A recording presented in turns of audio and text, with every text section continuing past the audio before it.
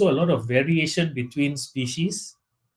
You've got variations between cats and dogs, livestock and small animals.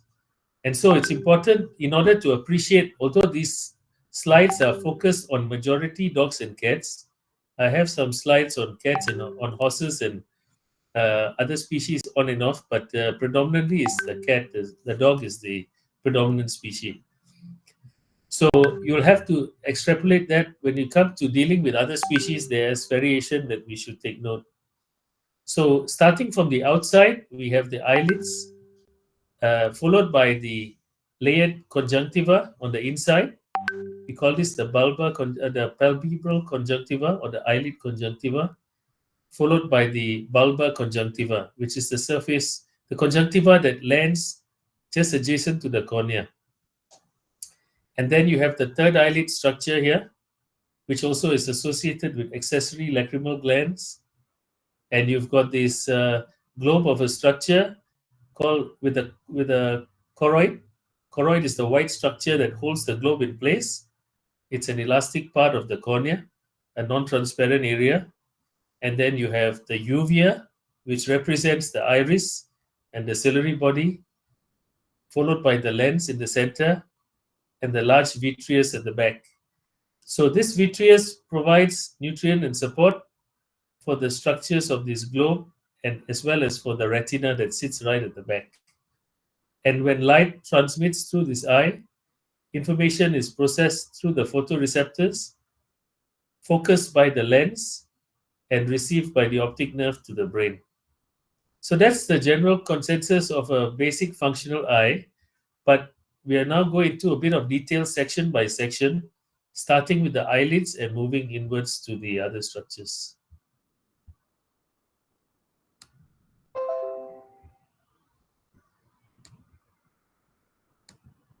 Right, so hope everyone can see this. So this is not a common issue in private practice, but due to the poor breeding and the selection of pets outside, you will tend to see these dogs that come in on and off.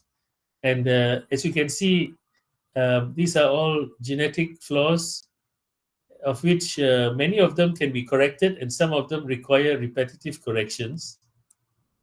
But before we appreciate what is abnormal, we need to appreciate what is normal.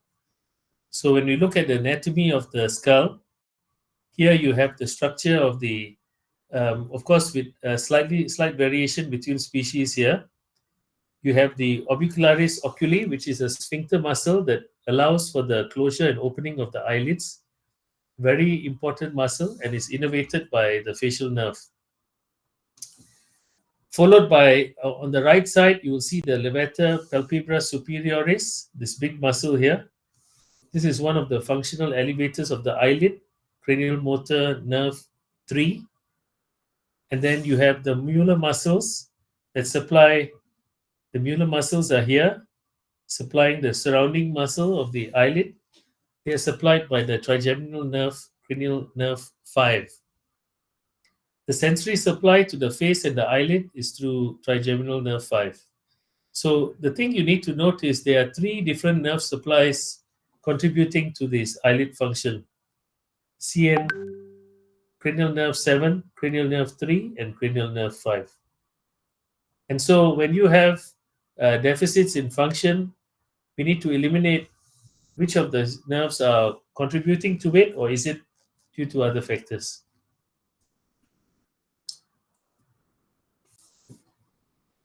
When we look at the sensory supply, they all come from the cranial nerve 5, which is the trigeminal nerve, and that has an ophthalmic branch and an intratrochular, an ophthalmic branch and a maxillary branch, the 2 main branches, and then it subdivides to the infratrochlear and the frontal. And they supply, the intratrochlear goes to the top, the frontal goes to the side, and the maxillary goes down. So they have these different branches here.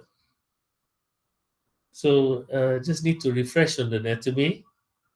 And then, of course, we go down to the eyelids, appreciating the actual cross-section of an eyelid. Here we have an outer skin layer, followed by hair follicles or eyelashes. We call them cilia. Then we have the meibomian gland, which is attached to the orbit through this tarsal plate, or what we call the septum. It gives the structural integrity of the eyelid, which is why our eyelids don't flop around too much. They stay straight. And then you have the muscles surrounding it, followed by the palpebral conjunctiva.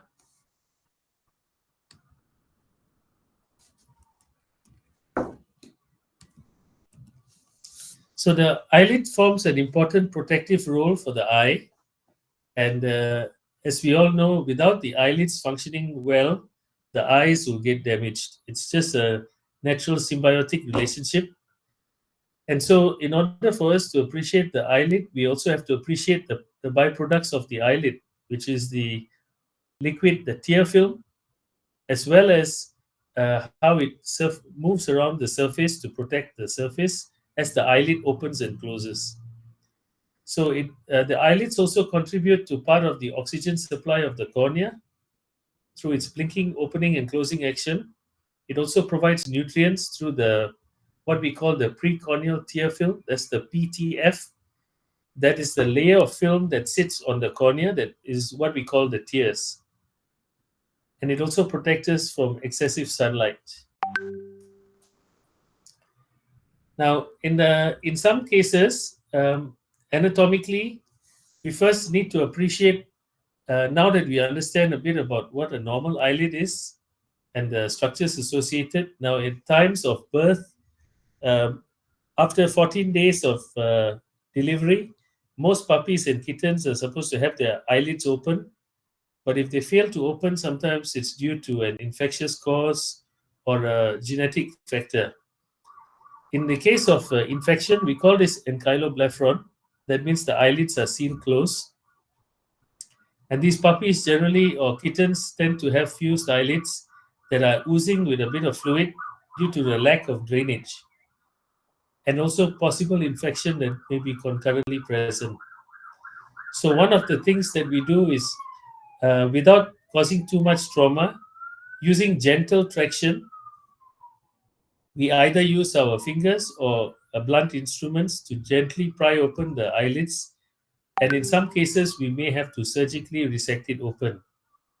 But those are rare. Most of the time, you can gently pry it open, and then you need to start them on a course of tear replacements and antibiotics. Now, generally, most eye problems do not need antibiotics. So we have to be more judicious in our use of topical products because antibiotics is the most abused topical ophthalmic product in the world. So when we select our products, just make sure that's the whole purpose of this lecture series so that you understand when to use it and when not to use it.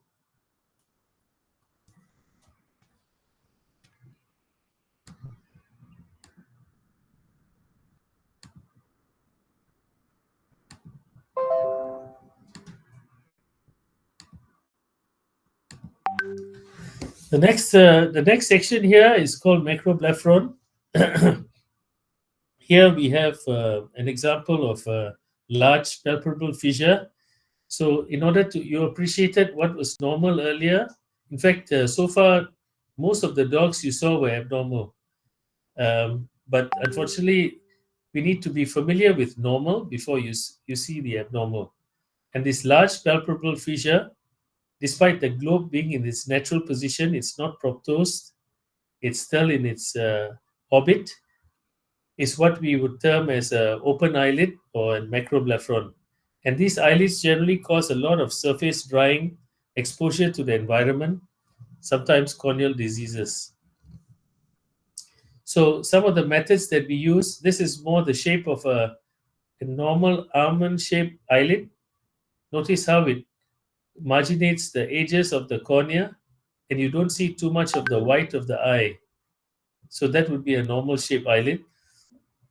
And in order to correct some of these defects where the eyelids are too big, we generally do what we call a tarsorrhaphy. Not all cases need to be corrected. It really depends on the severity of the condition. A section of the eyelid is resected, And very important that we oppose these eyelid margins with perfect and anatomical positioning so that there's no step formation that could cause any corneal injury. In ophthalmology, the eyelids are smooth and linear. So when we do surgery, we have to maintain that smooth linear shape as much as we can. Dysthekia refers to eyelashes that are positioned inappropriately. These are located away from the associated glands, sometimes in the position of where the eyelashes are, but angled in the wrong direction. And these eyelashes sometimes can be present in certain breeds. There are a number of inherited conditions. Cocker spaniels, for example, are highly prevalent with dysthekia. So not all dysthechias need to be corrected, only those that are causing problems. Here's another example of a magnified eye with hair follicles distributed. So these are called a dysthechia as well. Notice how they're angled in the wrong direction. And many of these lesions, if not addressed, or in fact, if they are not causing a problem, you can choose to ignore them. But if they are starting to cause surface injury, it's best that they get corrected. These are the more aggressive dysthechias. As you can see, they're very obvious, and many of them leave scarring on the cornea, or they may leave gross ulceration. And can anyone see where the hair follicle is in this diagram?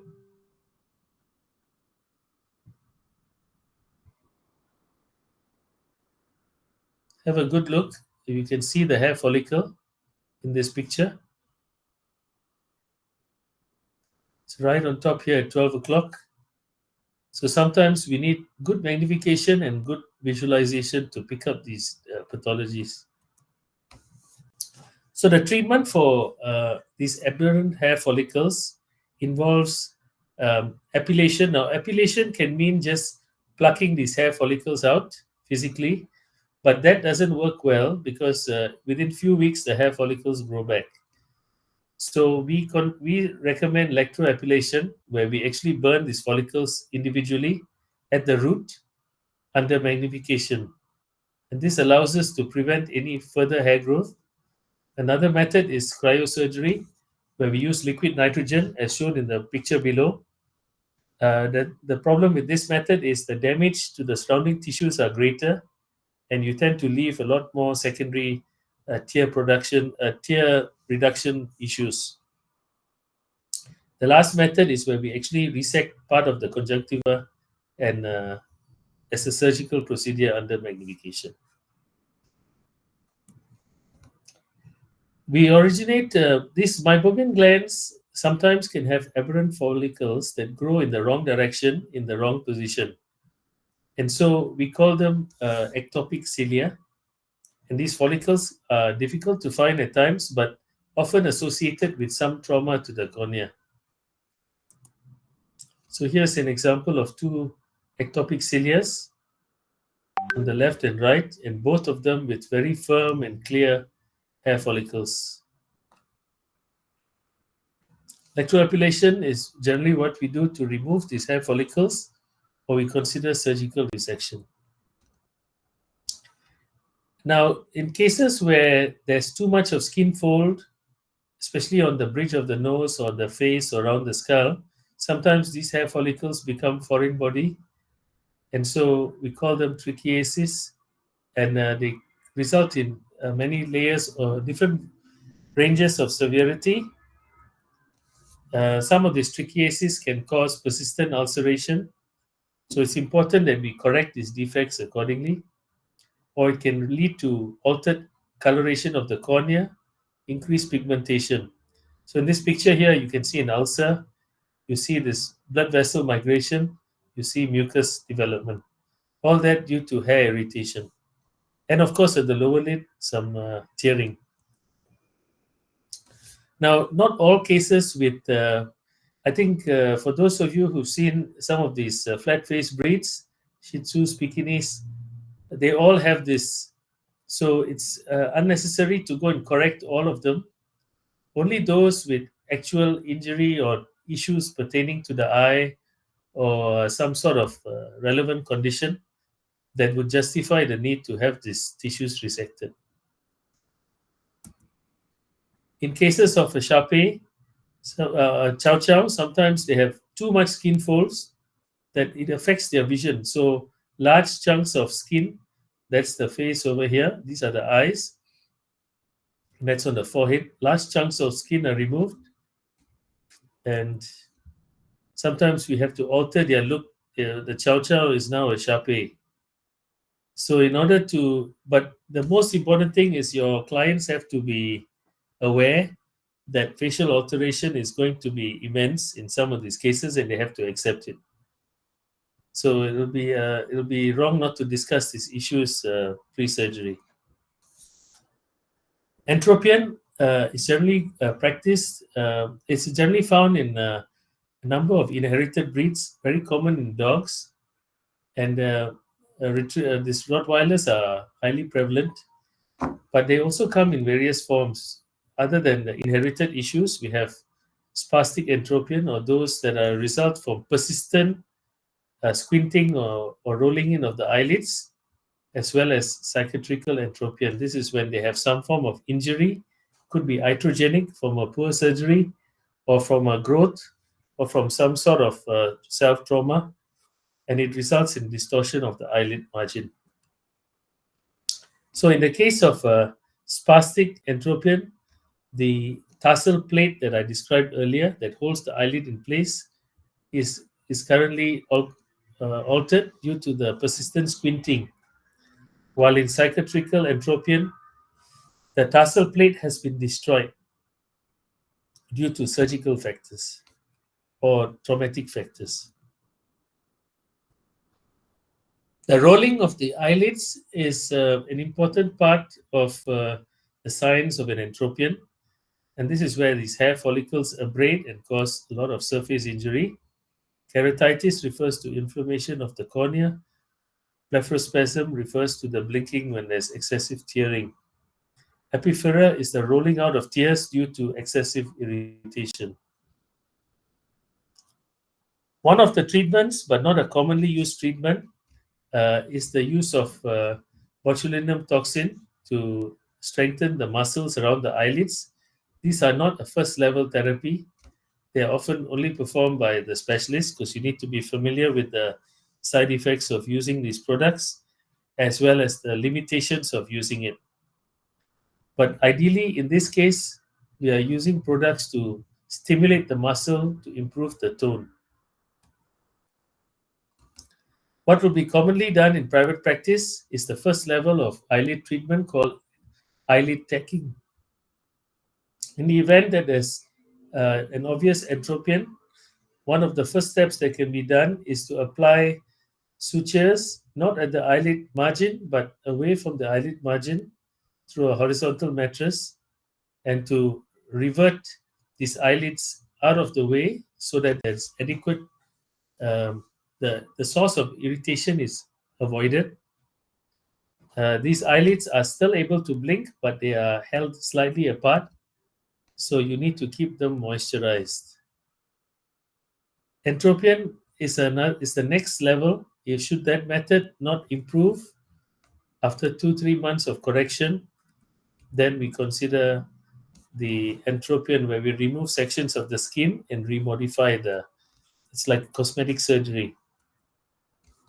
So here's an example of a section of the eyelid dissected out, eyelid margin is left intact, and then we place our sutures with fine sutures, less than 6-0. We don't generally like heavy gauge sutures because they tend to cause more scarring and trauma and distortion of the eyelids. Ectropion. This is generally the opposite of entropion when you have an excessive opening of the eyelids, rolling outwards, gives it a greater chance for FBs and foreign bodies and irritants to get into the eye. Sometimes it can be due to iatrogenic surgery. Poorly done entropion correction becomes an ectropion, and so it can lead to secondary issues on the cornea. Ectropion can also be due to facial nerve paralysis during either surgery or from some sort of trauma to the face. Pagoda eyelids are referring to a collapsed eyelid. The medial canthus is collapsed inwards, the lateral canthus collapsed inwards. So you have, we call them pagoda. It's a combination of entropion and ectropion, and highly challenging to correct and requires a restructuring of the eyelid margin and the plate.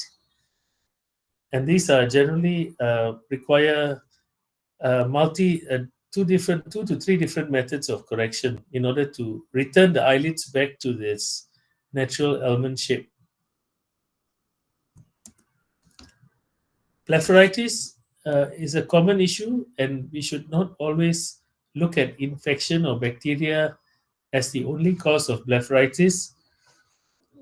There are many factors that trigger blepharitis, including Demodex, main Sarcoptes in horses, Hebroniasis, myiasis, all those factors, including fungal infections. So it's important to first the key here is to identify the underlying factors, followed by addressing the secondary infection. A lot of these cases can recur if you do not address the underlying factor. The common signs include hyperemia, swelling, pruritus or itchiness of the face, alopecia, and epiphora. So you can see here the overflow of tears, the hair loss, and some swelling associated. Blepharitis can also be due to very large abscesses that need to be lanced and surgically evacuated. Cultures should be done. Now, in private practice, there's a global consensus now towards judicious antimicrobial use, and generally they suggest that unless you can culture, they don't recommend you to simply apply antibiotics, or unless there's clear evidence of pus, it should be cultured so that you use the right antibiotic to address the right infection. Of course, some may say it's just additional cost to the client, but to be honest, that is good medicine. And although clients may be cost sensitive, they need to be educated why it should be done, rather than us listening to their requirements that we should reduce cost and just try antibiotics. So treatments include applying ice packs, cold packs, and anti-inflammatories and antibiotics. In some countries where there's solar UV injury, Malaysia is not so obvious, but you can actually get this. We do tattooing around the eyelids to develop for dogs without pigment to create the pigment for the dog so that they don't get sunburned. The reason for that is squamous cell carcinoma is one of the after effects of long-term sunburn exposure. Chalazion, another common condition found when there's constant rubbing and scratching of the eye. The pet infuses bacteria, which then gets infected in the glands, and then it ruptures. So we need to address this before it damages the eyelid margin. Surgical correction sometimes is necessary when the lumps are too large and they require, as a lump like this, I would treat it medically.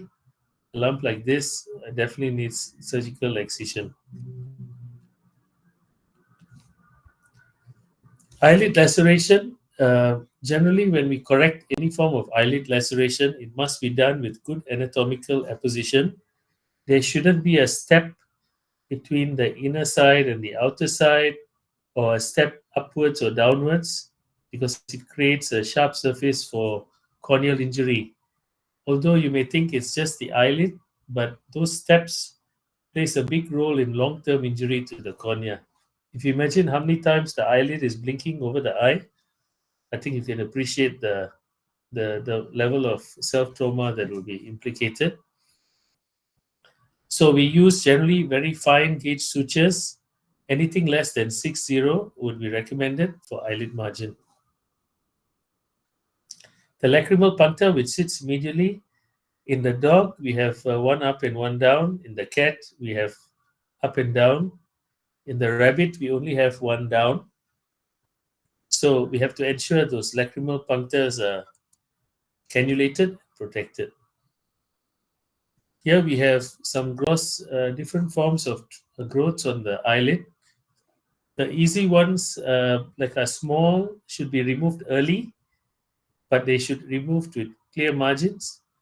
The big ones are very technical, and sometimes in worst case scenarios, not all cases, in the worst case scenario, sometimes the eye needs to be sacrificed because the eye can be kept in position without the eyelids. There'll be too many complications in the long term. Surgical removal, surgical removal of the growths can happen in different techniques, different procedures, different flaps. Eyelid neoplasia in cats. Generally, we find that these are quite common in certain cats. However, the treatment options for these aggressive tumors are quite limited, and they have a high risk of recurrence if it's not done correctly because of the margins. It can be difficult to determine. What we generally recommend is if the lesions are too aggressive and surgical options are not available, then you may need to, in some of these cases, you may have to either do a skin flap to and damage some of these eyelid function here, or if there's too much damage, the eye may need to be sacrificed. In some countries, there are better options like radiation therapy using a linear accelerator, where we actually treat the cancer over a few treatment procedures, and the tumors do shrink. However, these are not cheap and easy to access. So that takes us to the end of the eyelid lecture. Are there any questions before I move to the next? Hi, doctor. I have one question. So I was just wondering, is tattooing done as a prophylaxis, and can you be done at other sites other than the eye margin? Thank Yeah, you. so why we do tattooing is only to prevent, for the prevention of squamous cell carcinoma. But I wouldn't suggest tattooing dogs or cats just on the prevention list because our country hasn't shown the evidence of high risk squamous cell carcinoma from sunburns. But in some countries, yes. So it's not the same in every country. So in some countries, they do recommend prophylactic tattooing for certain breeds of dogs. But if they are show dogs, then you have to also make sure that you're not cheating for the client. And at the same time, uh, we also don't recommend doing it uh, in countries that don't have a high risk for squamous cell carcinoma. So, to be honest, I've not done many here, only one in the last 20 years. So, that's how rare it is done. All right. Thank you, doctor. Thank you. Good afternoon, Doctor. Yes. I would like to ask, so for when it comes to pain reduction or analgesia with the eye, right? Is it a main concern when it comes to medication other than antibiotics? Okay, antibiotics I don't think will address the pain unless indirectly. But pain relief and pain management is the most important thing in private practice. And you need to understand the different modes of administering pain medication, including topically, including locally, including systemically. So, uh, in some cases, sometimes we do nerve blocks. In cases of horses with eyelid tumors, where we do standing surgery on horses, the horses are not sedated, they have a twitch on the nose. We have done our nerve blocks correctly, and then we proceed with the surgery. And if it's done correctly and the handler is good, you should be able to complete your surgery effectively. But in the event that local blocks are not adequate, then obviously you're going to have a tough time. So the same would apply for dogs and cats, but generally in dogs and cats, local blocks are done for specific areas where they are not so refractory. That means they're not so difficult to handle. The face, most pets are quite protective over their face. So generally, GA is still the better way. Understood. Thank you, Doctor. Sure, no problem.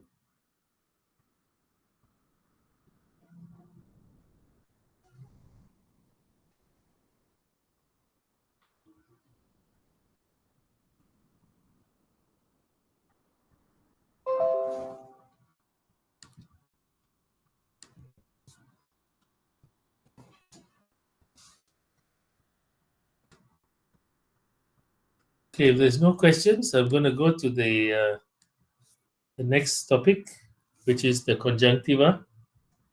So now we are moving towards the eye.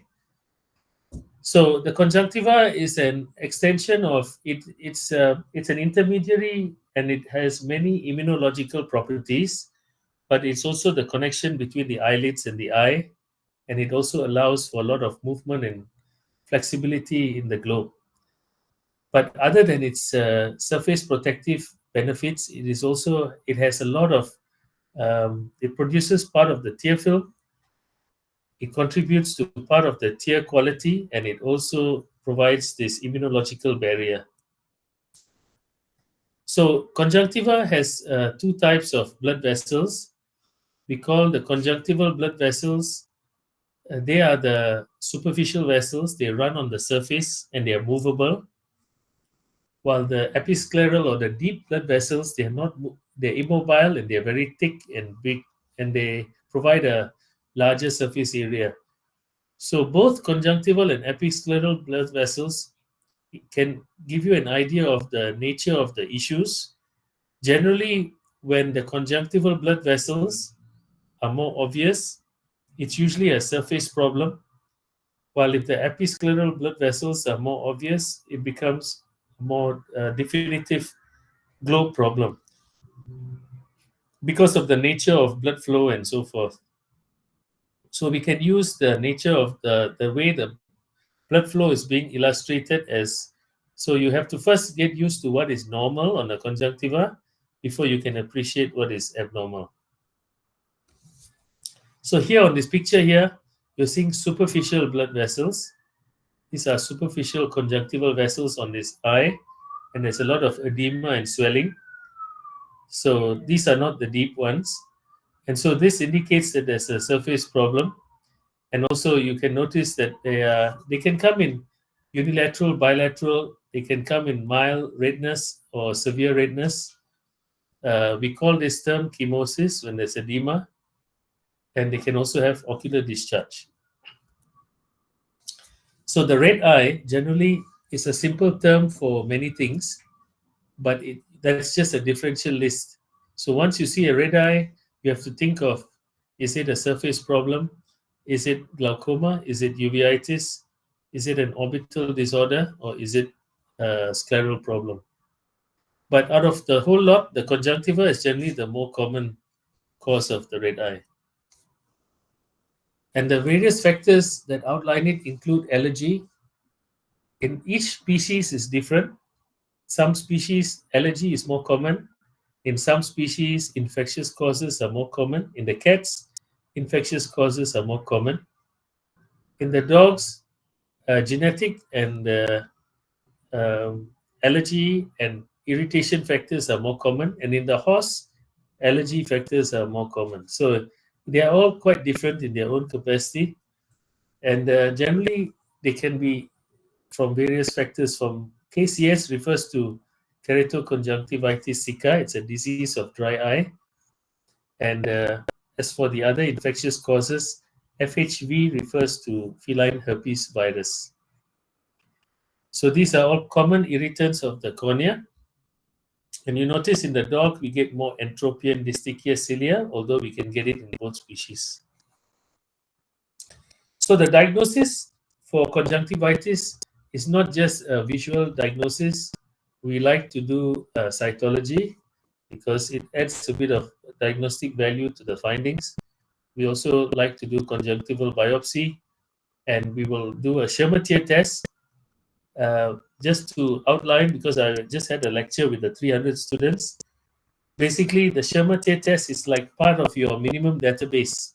It's like your TPR for a dog and cat. So whenever you want to assess the eye function, the Schirmer tear test is one of the. It's the first of the TPR. So it's the tear measurement test. So when we do that, we get to measure the quality of the tears. Conjunctival cytology can also give you information about the nature of disease, which is more specific than trying antibiotics and hoping to see that it clears away, which is what is mostly done in general practice. That's the wrong approach. The first thing to do is to just do some cytology and rule out if it's infectious, and then initiate drops accordingly. And you don't have to use antibiotics for every case. In fact, antibiotics should be only used once you're certain there's an infection. So acute bacterial conjunctivitis will have a different population, cellular population. Chronic bacterial conjunctivitis will have more mononuclear cells, goblet cells, and of course, herpes will have certain other cells, giant cells, mononuclear cells, and so forth. So we use this as a differentiating factor. Conjunctivitis has also to be treated, and it can't be treated all the same because of the various causes present. Um, Many of them are due to some conjunctivitis. In this picture here, there's a type of conjunctivitis called the follicular conjunctivitis due to follicles on the cornea. This is more immune mediated, and then there's various other types. Here you have a sign of conjunctival injury where a cat has scratched and lacerated the conjunctiva. Sometimes they may have some conjunctival hemorrhage on the cornea. Some pets, even when they struggle excessively, let's say during the strain, we have seen cases here, certain breeds that are highly strung, and then you are restraining them very hard, you can rupture a blood vessels here and cause some conjunctival hemorrhage. Feline herpes, it's a family of the alpha herpes virus, a very important virus to know in cats, and they are quite labile viruses. They're not very tough viruses, but on the cat, they remain persistent for a long time. They replicate on the cornea, and they also migrate to the trigeminal nerve during remission. And the feline herpes is a virus that is hard to identify and sometimes hard to culture because herpes virus is so fragile. It's not an easy virus to culture. And then feline herpes virus generally tends to be transmitted through contact or macro droplets through sneezing.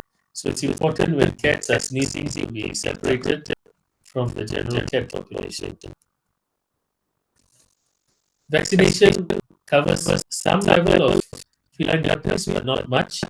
So ideally, understanding the underlying factors, because some cats are more predisposed than others, would be important in the management.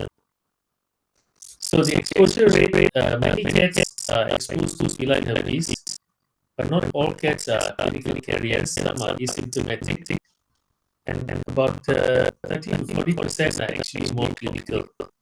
So not all cats need to be treated for herpes, although they are present. So it's managing the clinical cases. With regards to steroids, I put a note here on corticosteroid treatment. This is often used sometimes in general practice. This is probably the last product you want to use unless you are really certain that there is a need for it because it can activate the herpes virus. Now, in disease cats, just need to understand the way it's transmitted. the majority of the virus stays latent, while minority stays in a cleared way. So some cats can settle by themselves, but the majority needs support. So the classic signs include blepharospasm, chemosis, conjunctivitis, ulceration, ocular discharge.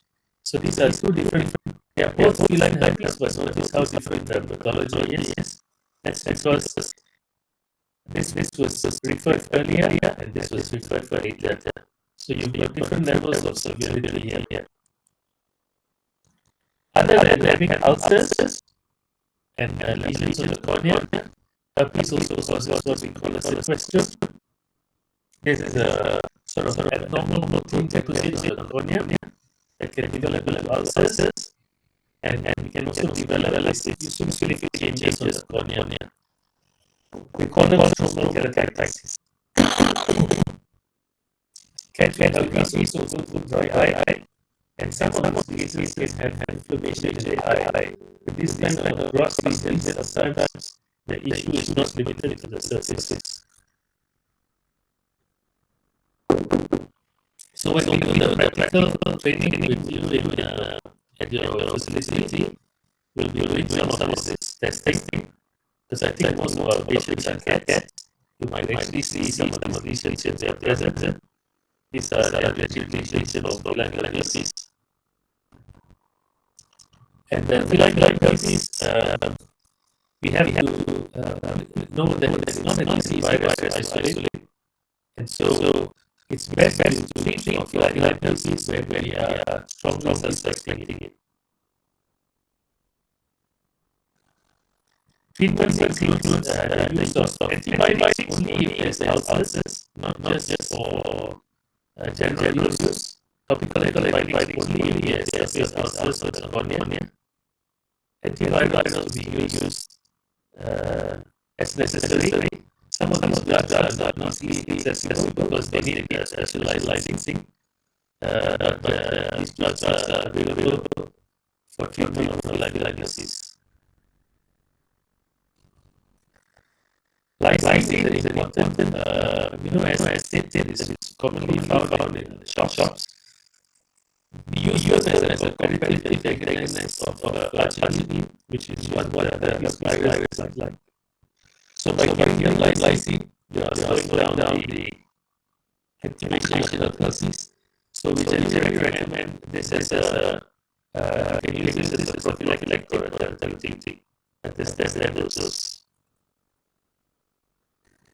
So that takes us to the end of the conjunctivitis slide. Any questions here?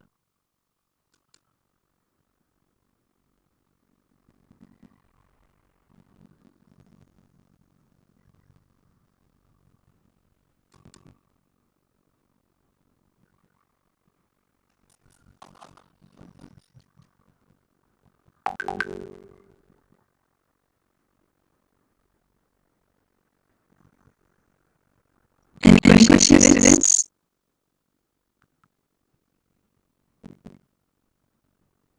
No, can we proceed? Sure. Okay. I think any questions, anything?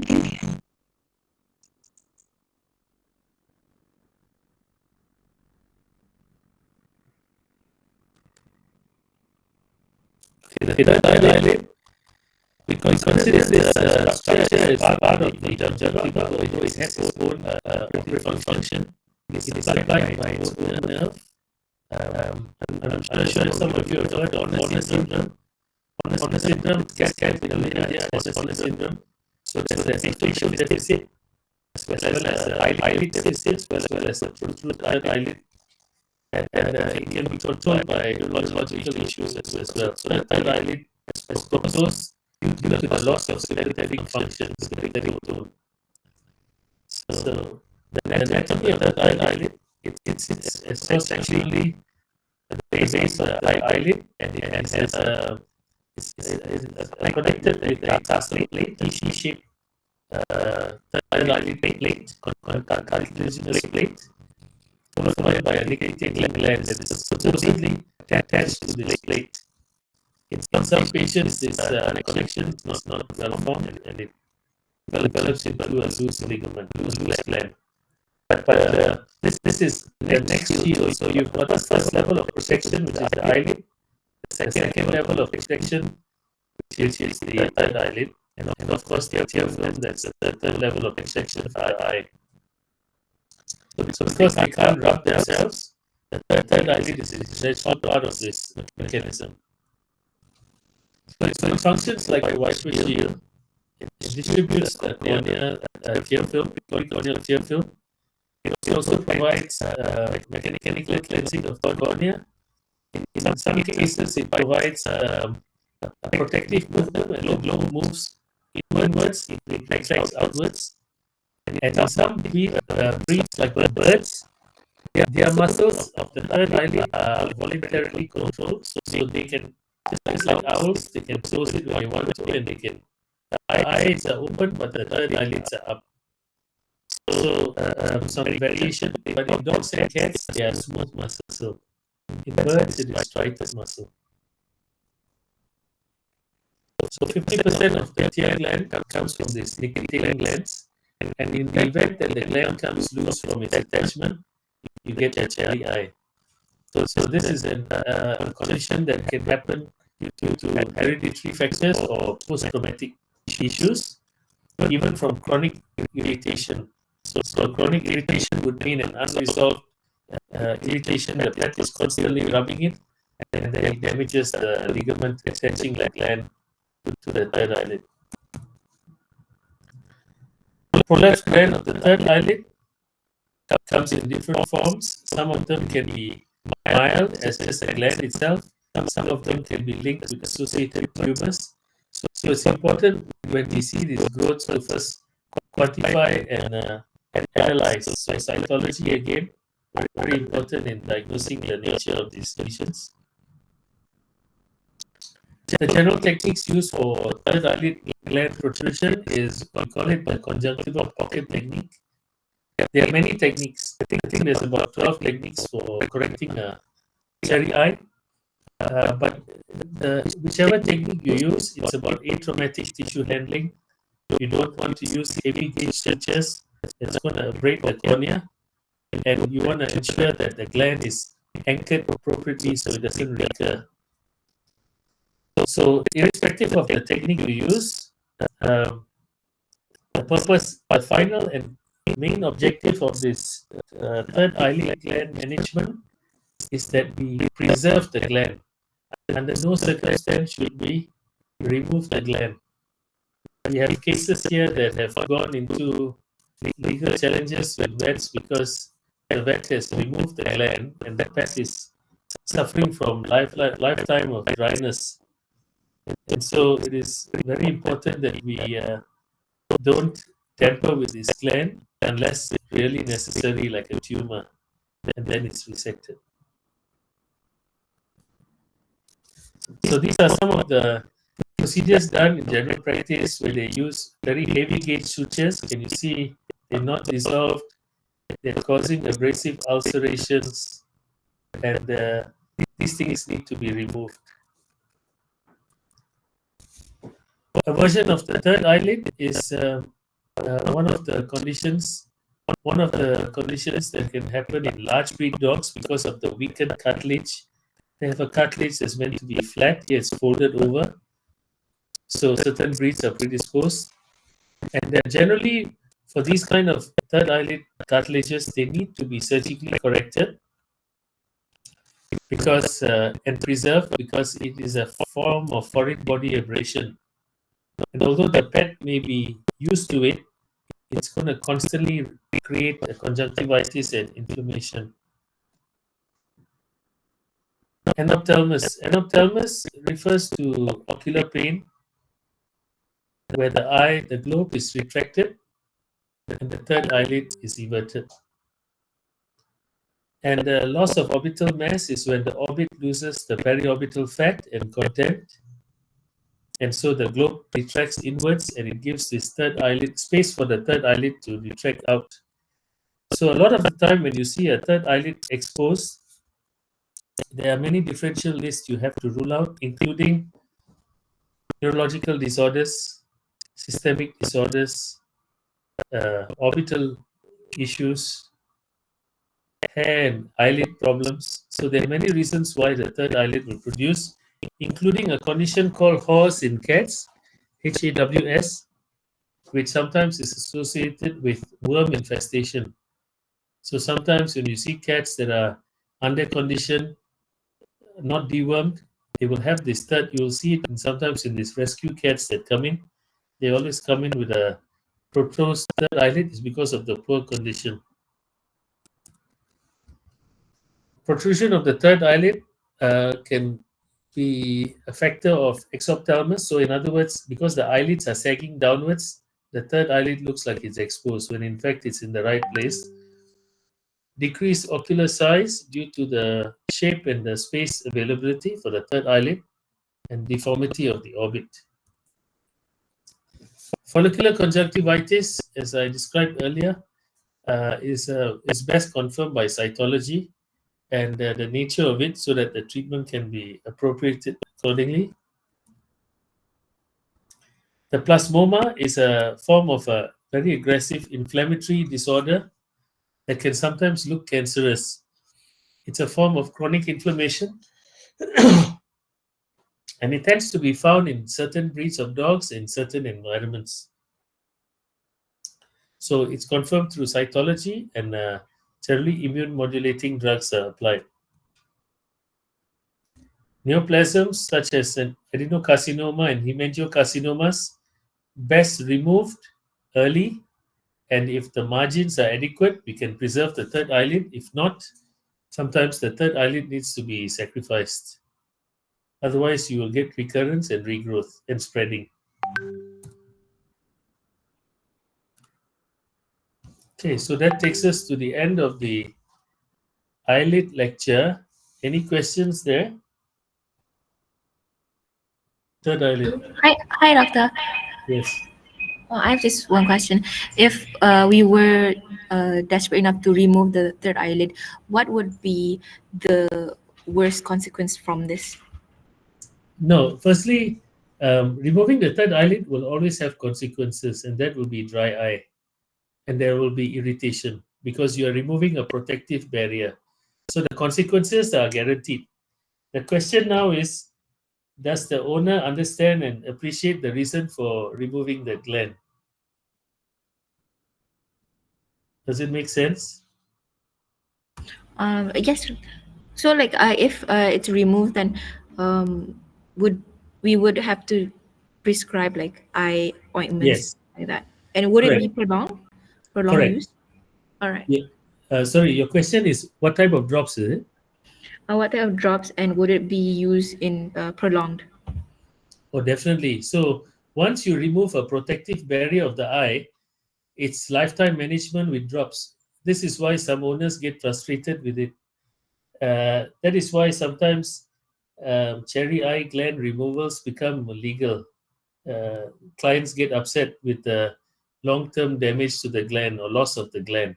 So it's important that the clients are counseled about the benefits of having those pathologies removed and why it's necessary. That's the first part. The second part is, of course, long-term lubricants with artificial tears, thicker the gel type drops to enhance the tear production. Because although you've removed the third eyelid gland, remember we mentioned it's contributing to 70% of your tear volume. So the owner has to take ownership of that for the rest of the day, maybe 4 times, 5 times a day of eye drops. So this is why it should be done only at the necessary time, lah, the removal of these glands. All right. Thank you, doctor. Okay, great. Thank you.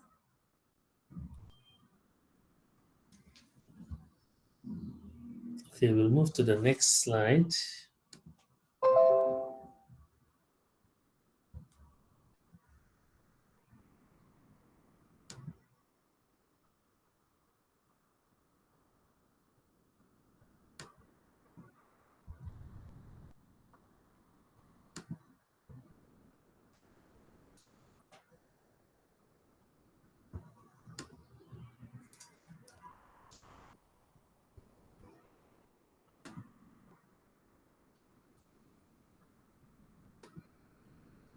Okay, this section is it's got a lot of subject matter on it because this is an important section.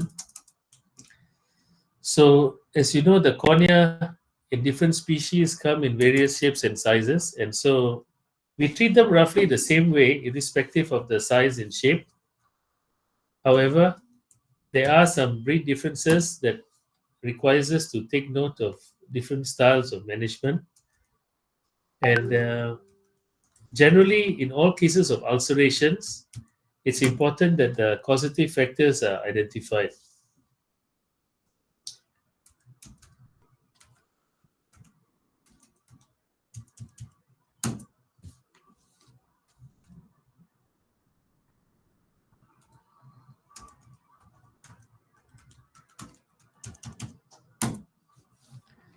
Okay, I just want to pull out a bit of information here.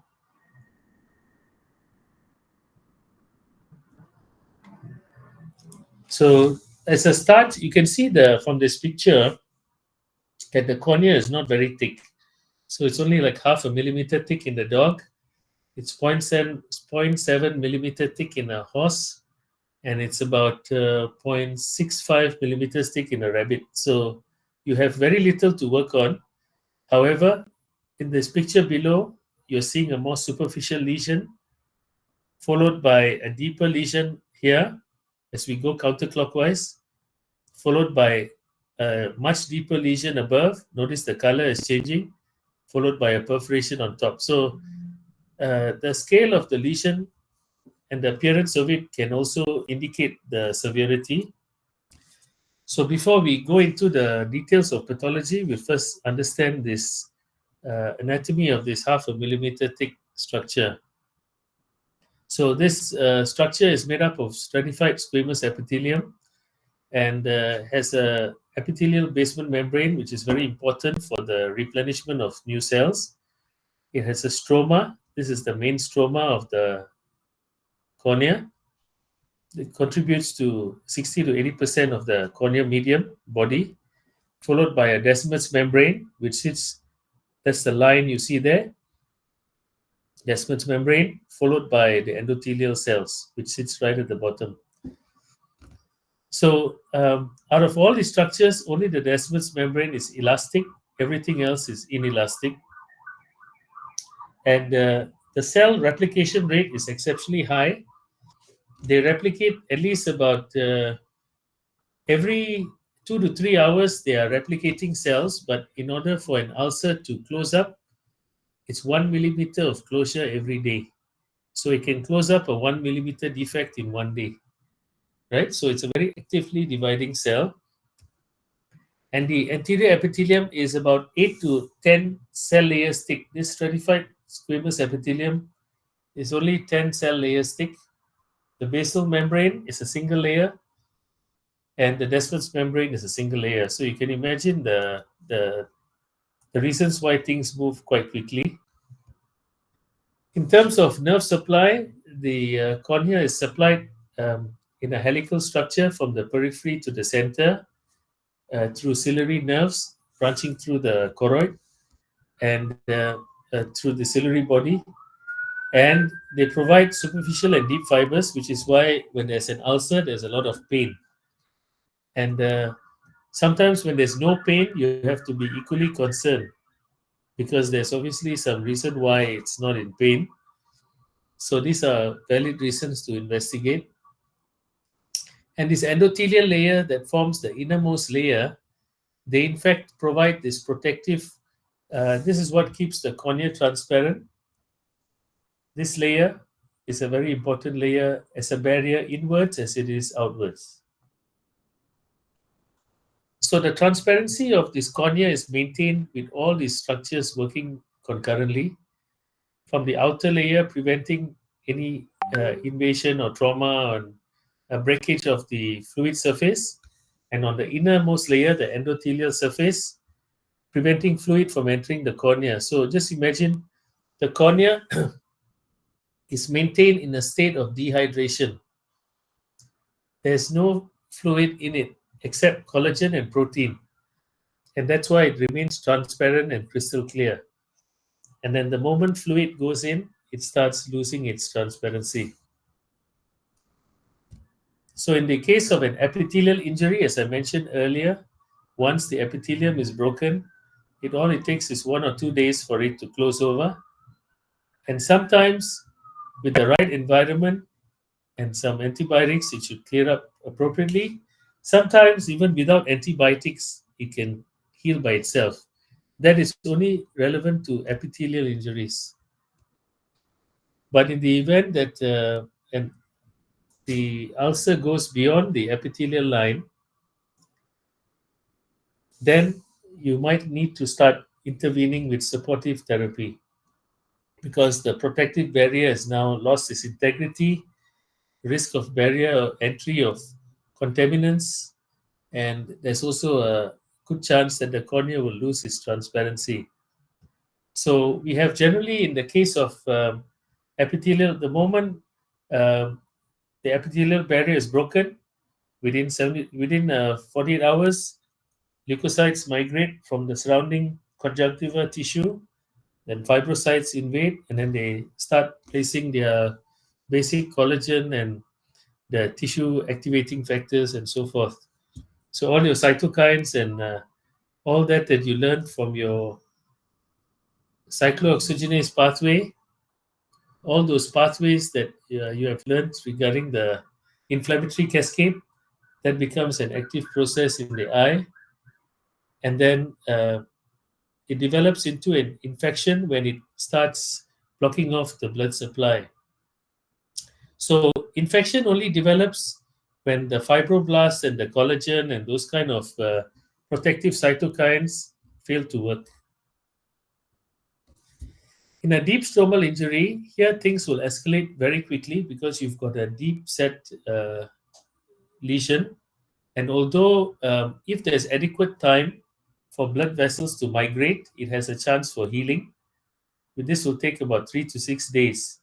But in that 3 to 6 days, if there's inadequate support, this will become into either a perforated eye or it will become an infected eye.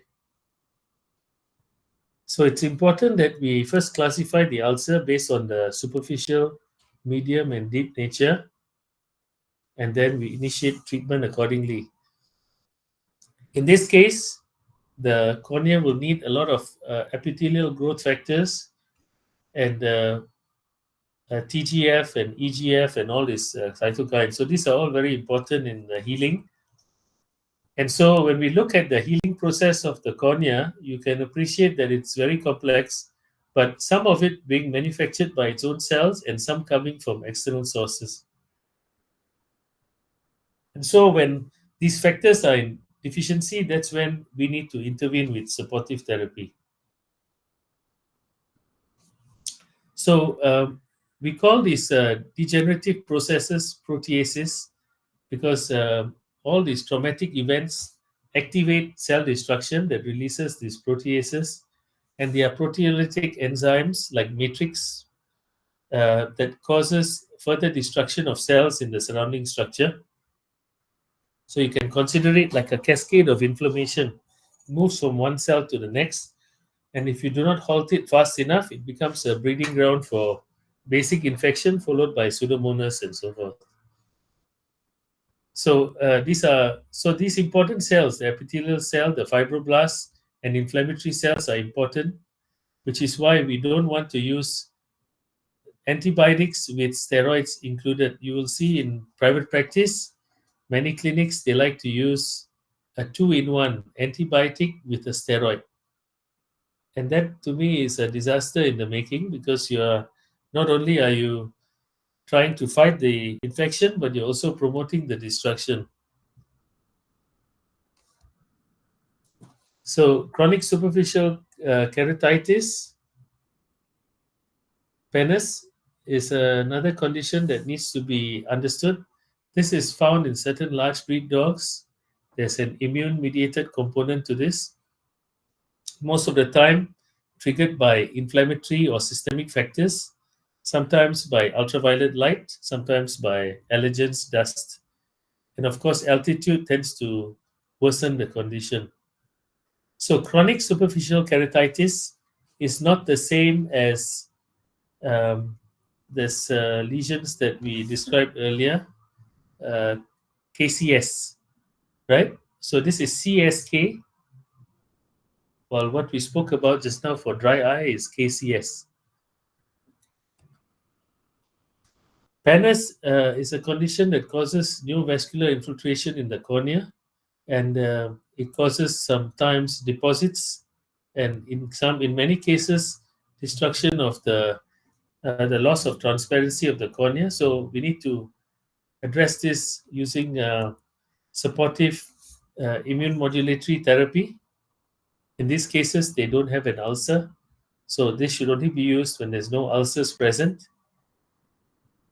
And a superficial keratectomy will be performed if the lesion obliterates the vision. So this is when we lift off a layer of the cornea and create a better environment for healing. In some cases, the corneas will start going dull. We call this endothelial dystrophy, and this can be due to, as we mentioned earlier, the innermost layer of the cornea has a special cell, the endothelial cell, and when that cell loses its mechanism of function due to damage or metabolic disorders or so forth, fluid tends to then make its way into the cornea, and then you get these erosions and changes, cloudiness. In some cases, it can become very aggressive and it can rupture with an ulcer on the surface. In these breeds, most of the time you're dealing with certain predisposed breeds, although there are many breeds that can get this. These are diseases that you can only control, you can't cure it because there's an inherited component to it. What we also find sometimes with during periods of vaccination, especially if a GP has not done a proper clinical assessment of the pet before they've done their vaccination, just a standard vaccine like a flu vaccine or a canine distemper parvo vaccine can trigger this complex in the cornea because of a systemic disease, which is why you should not vaccinate any pets with sickness, right? This is one of the complications of vaccine. This is one of the well described vaccine reactions. But generally, if a pet is healthy and doesn't have all the TPR signs are normal, then this shouldn't happen.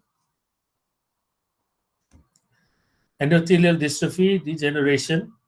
So these are more like, I just wanted to share with you some of the advanced surgeries that can be done for severe degenerative disorders, where we do corneal transplants. And in cases that the owners can't afford that, we can try topical therapy with hypertonic saline. Ulcerative keratitis. These are lesions that often develop from abrasive injury on the cornea. We discussed it earlier in the eyelid section. There are many reasons why the eyelid will cause an injury on the cornea. And so these are just some of the differentials. The etiology, of course, looking at the breed predisposition and ensuring that those signs like we talked about, macroblephron, microblephron, and all these protective mechanisms are working for the pet. The dry eye is addressed. So all that contributes to a working cornea. We also have to take in mind that in the event that infections, a lot of time, sometimes GPs, when they see discharge like this, they immediately assume it's pus and they start antibiotics. Majority of this discharge is really not infectious. The best is to use just artificial tears and moisturize the eye, because there's most of this dry eye related. So the etiology of corneal diseases requires a lot of thorough investigation, systematic approach in an ophthalmic exam, using fluorescein stain, using light, using the Schirmer-Tear test, and examining thoroughly for foreign bodies and obstructions. And abrasive and any sort of defects in the eyelid margin. So the clinical signs for some of these abrasions include, these are things you're going to see very often. Here you've got a mid-stromal ulcer. Here you've got a full thickness ulcer. You can actually see the foreign body sitting in there, in this eye. This was a horse with a grass on inside the anterior chamber. So generally, it's very painful. There's tearing. Meiosis is a sign of pain. The pupils will constrict. There'll be edema. You'll have corneal vascularization, as you can see here, and definitely uveitis. If a case like this is not adequately medicated and is left prolonged, it will then develop pus and infection, and sometimes even loss of vision. So progression of ulcers, in order to address these ulcers, we have to address the underlying factors. We need to increase the supportive mechanisms of the cornea, promote epithelial cell function, reduce the risk of bacteria. In many of these cases, we tend to sometimes use a very good product to use for stabilizing the cornea is serum, where we take the blood of the patient. They are anti-collagenolithic, so they help to strengthen the cornea and assist with the healing. So we spin it down and harvest the serum and apply every hourly on the cornea. So that helps to strengthen that cornea back to recovery, and then we take it from there, addressing the other factors. Underlying factors include doing a proper ophthalmic exam using fluorescein dye, which you'll be doing at your practical. So I'll just briefly mention that these dyes are best done at the end of the exam, not at the beginning. Because once you put these dyes, you can't really see what else is going on there. The next defect that we also tend to notice on the cornea, a different form of defect, it's called a SCCED, or a boxer ulcer, also called a spontaneous chronic corneal epithelial defect. Now, these lesions are more to do with an innate deficiency in the way the structure of the cornea is designed. So there's how it comes about could be genetic, could be some aging factors involved, but there's a weakness in the basement membrane, there's weakness in the different components of the epithelial layer.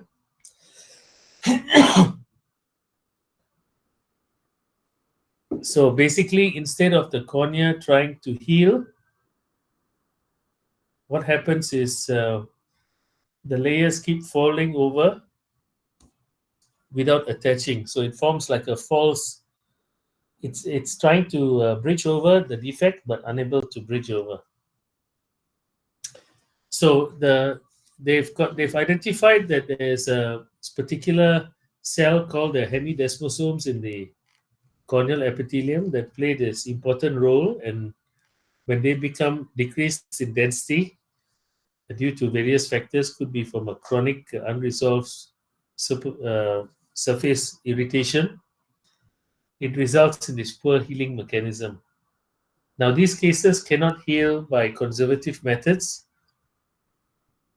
They are often unilateral. Sometimes it can be bilateral. Sometimes one eye develops over the other. These erosions can start shallow, but they can be highly painful because there's no healing process taking place, and sometimes the ulcer is much bigger than you can appreciate. So in this picture here, as you can see, there is, I'm not sure if you can appreciate, there's a margin, and then you see this green dye, and it's going beyond the margin, going further. So we know that this is going under the defect, and the defect is far bigger than it looks. So these erosions require generally surgical intervention. There are a few cases that do recover through topical intervention, but they require surface debridement. It's just like when the road is bad, you need to resurface it in order for it to function as a good road. So the same applies to the cornea. So some resurfacing is needed. So some of the tools we use for resurfacing include burrs, corneal burrs. We use that diamond burrs to slough off the areas of the cornea as necessary, and of course topical antibiotics.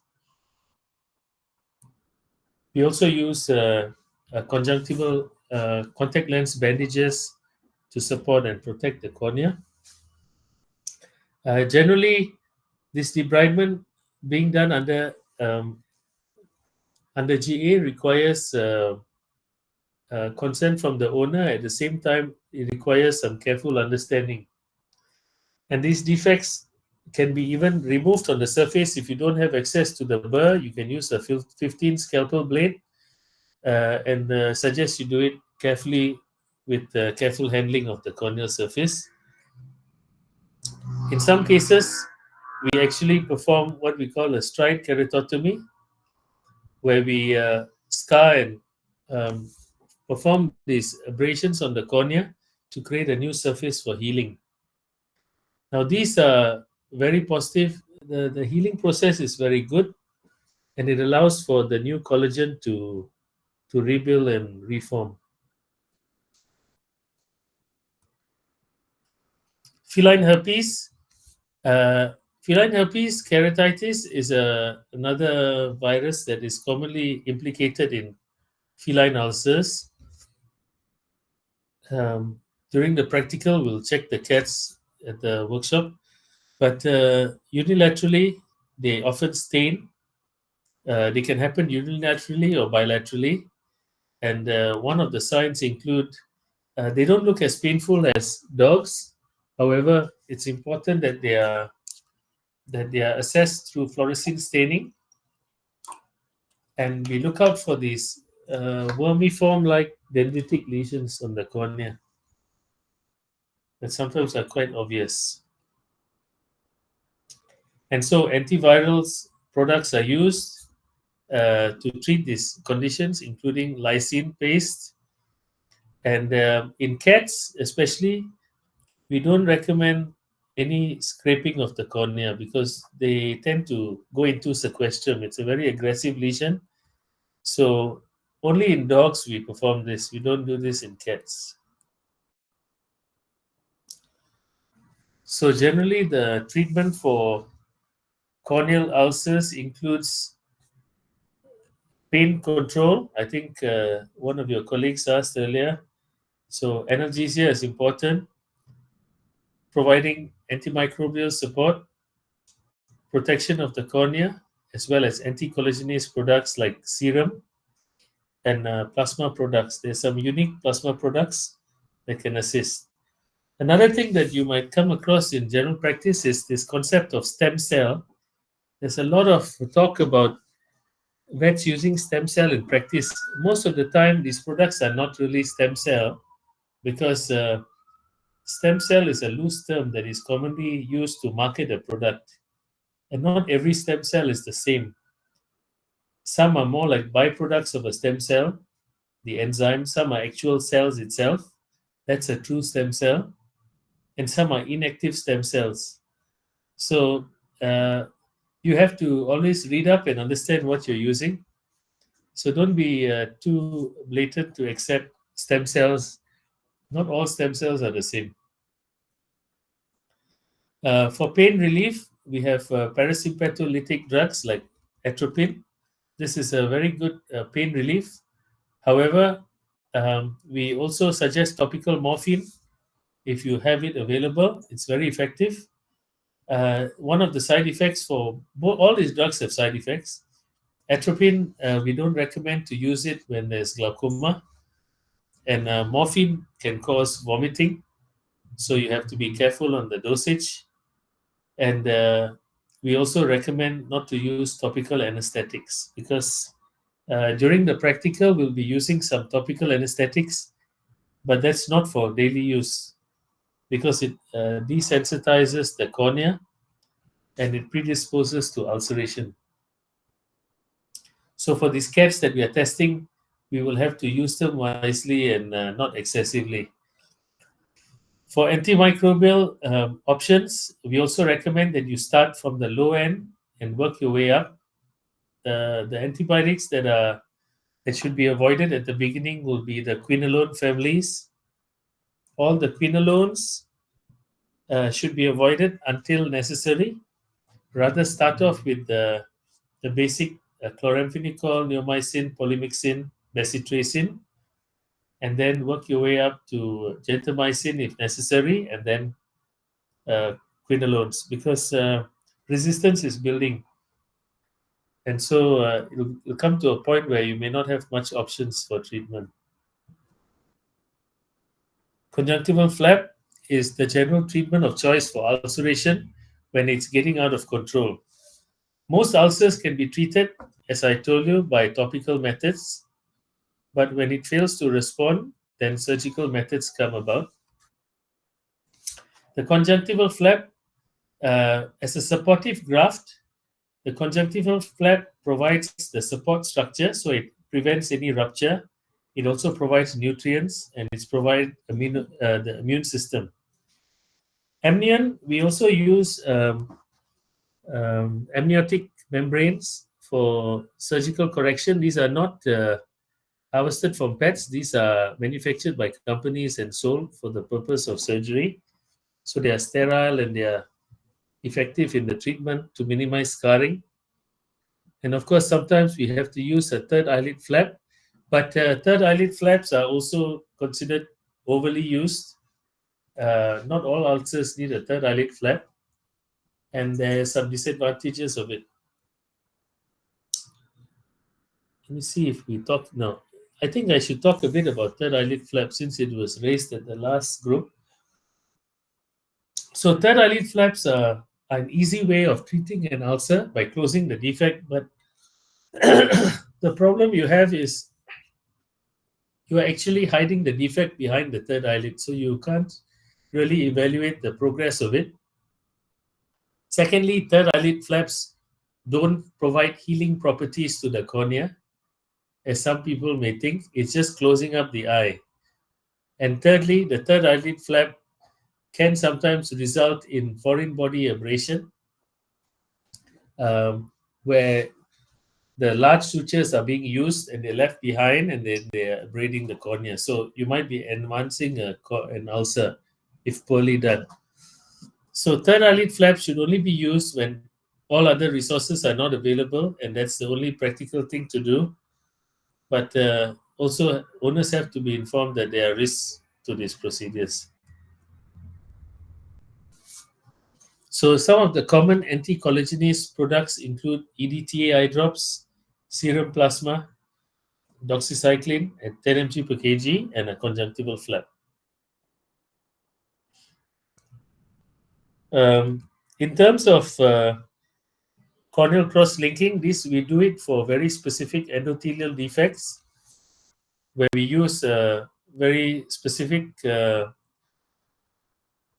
amino acids on the cornea, and we use high frequency. It's a form of UV, but not really UV light, that actually targets the cells and activates this material on, and it helps to rebuild some of these corneal lesions. But this is generally not available in general practice. Conjunctival pedicle flaps. This is where you harvest the conjunctiva in the event of a big ulcer and you suture it on. And what this does is it just provides a protective barrier that allows the healing of the cornea. The same here with a conjunctival flap. Here we have a dog that has a conjunctival flap. Now, in dogs, we can remove the flap after 6 weeks.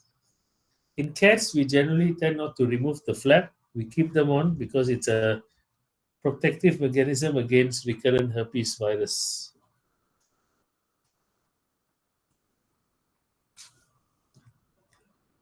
When we are looking at other breeds, for example, those with the macroblephrons, you might appreciate certain types of dogs of this nature.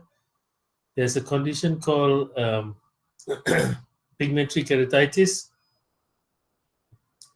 These are not easy conditions to treat because they are usually chronic in nature and there are multiple factors often involved. So you need to identify all these factors in order to resolve these pigment changes.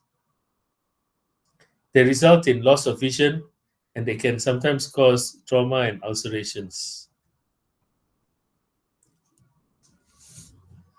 Pigmentary keratitis is also often, before you initiate treatment for these cases, you have to make sure there's no ulceration, ensure the dry eye issues are addressed, and then only should we use products like steroids.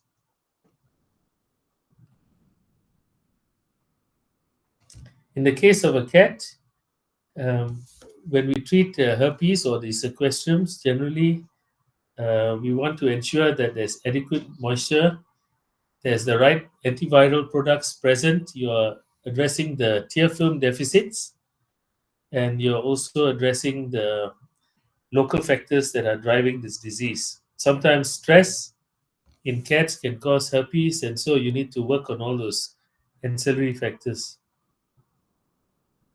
In the case where those factors fail to improve the condition, you might end up with an ulcer like this, and surgery is the only way for correction. And then we tend to treat with a conjunctival graft, and these corneas heal very well, provided it is addressed appropriately in a timely manner.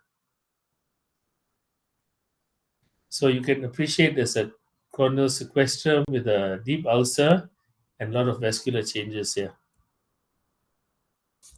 In cases where the lesion is too big to be addressed, we sometimes do a corneal conjunctival flap. We remove or resect a section of the cornea and we translocate cornea back to the center.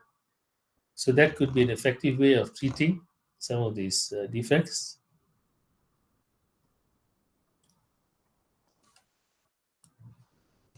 And here you have a sequestrum. Unfortunately, here, because of the nature and location of it, the sequestrum and the ulcer is in fact in the dead center area. So that may affect vision somewhat, but when the pupil dilates, they get to see. So this patch will remain on in the center. So this is an example of a cat that we did an amniotic graft. So there's less scarring and greater transparency of the cornea.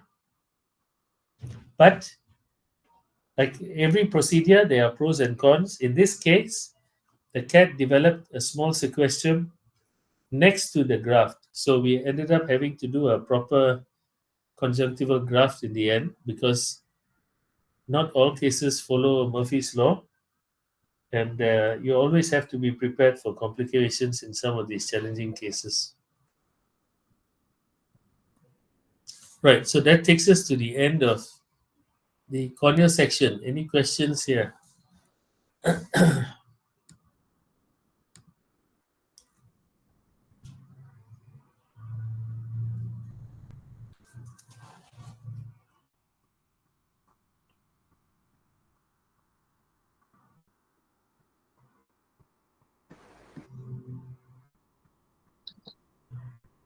Any questions? You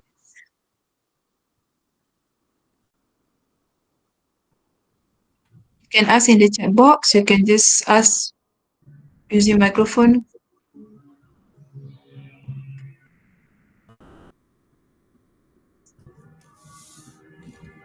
No question? Doctor, would you like to take a short break or would you like to proceed? It's up to them. Are they okay? If they want a short break, we can have a 10-minute break. It's up to them. Okay. You guys want to have a short break first? Is it okay Yes, to doctor. do? Okay, doctor. Okay. All Okay, right. yeah, it's Okay. a lot of topics here. That's why it's a bit heavy. Okay, we'll have a 10-minute break. Lah. No problem. Yeah. All right. Okay, Okay. great. Thank you. Thank you, doctor. Thank you.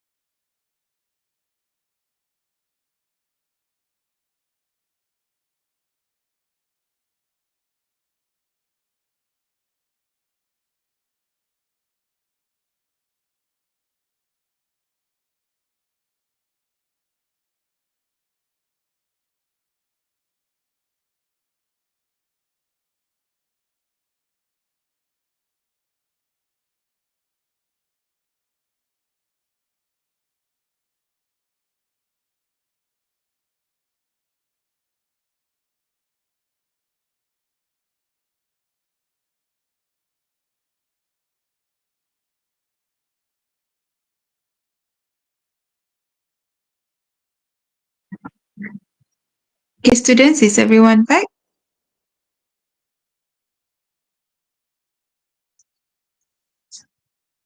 Yes, Doctor. Okay, all refreshed? Okay, Yes. yeah. With the lectures, I'll just go to the UVS section.